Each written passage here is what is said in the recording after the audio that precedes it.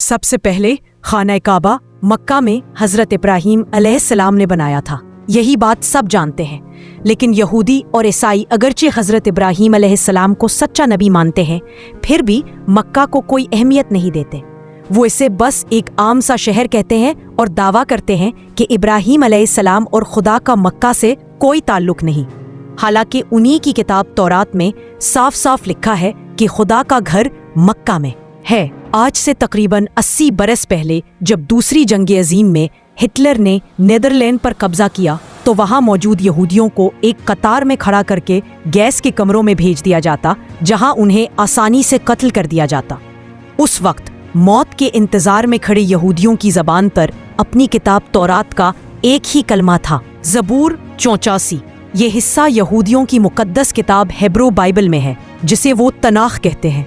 इस किताब के 3 बड़े हिस्से हैं। पुरात, जो हजरत मूसा अलैहिस्सलाम पर नाजिल हुई, नवीम, जो दीगर अंबिया पर नाजिल हुई, कतुबीम, जिसका एक हिस्सा ज़बूर है, जो हजरत दाऊद अलैहिस्सलाम पर नाजिल हुई थी।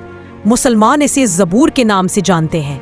ज़बूर 83 में लिखा है, कितनी हसीन है तेरी सकूनत गाहें ए रब्बे अजीम। मुबारक है वो लोग जो तेरे घर में रहते हैं और हमेशा तेरी इबादत करते हैं। जब वो बक्के की खुश्क वादी से गुजरते हैं तो उसे चश्मों की जगह बना देते हैं।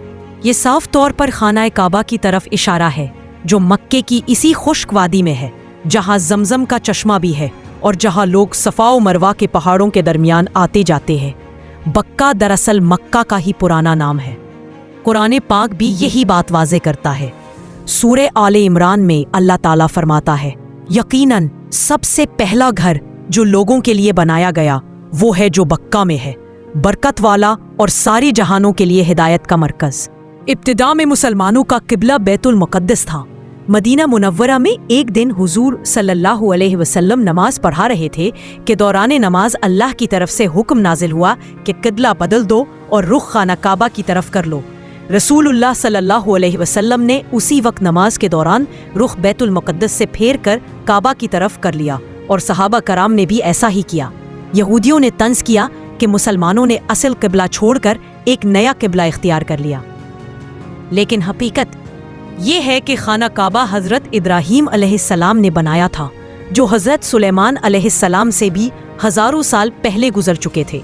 यहूदी मजहब में ये भी बयान है कि इब्राहीम अलैहिस्सलाम ने अपनी बीवी हाजरा और बेटे इस्माइल अलैहिस्सलाम को एक बयाबान में छोड़ा था, जिसे मुअर्रिखीन हिजाज का इलाका मानते हैं, और यही हिजाज में मक्का वाक़े है।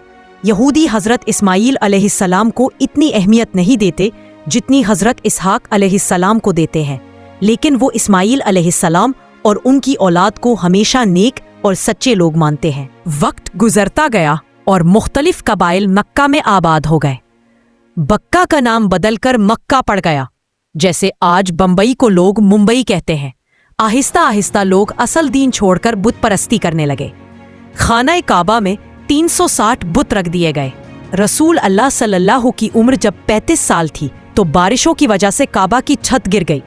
अहले मक्का ने उसे दोबारा तामीर करने का इरादा किया।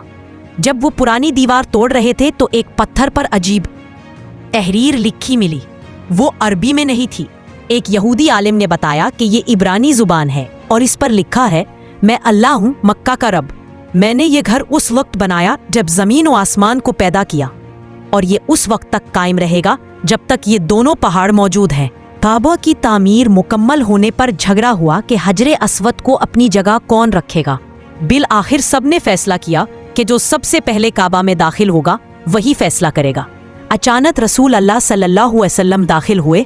सबने कहा, ये मोहम्मद है, सबसे ज्यादा सादिक व अमीन। आपने हजरे अस्वद को एक कपड़े में रखकर सब कबीलों के सरदारों को कहा कि कपड़े के कोने पकड़ लो। जब सब मिलकर पत्थर को उसकी जगह ले आए तो आप सल्लल्लाहु अलैहि वसल्लम ने उनसे कुंजी मांगी, मगर उन्होंने इनकार किया और कहा, एक दिन ये कुंजी तुम्हारे हाथ में होगी और तुम जिसे चाहोगे दोगे।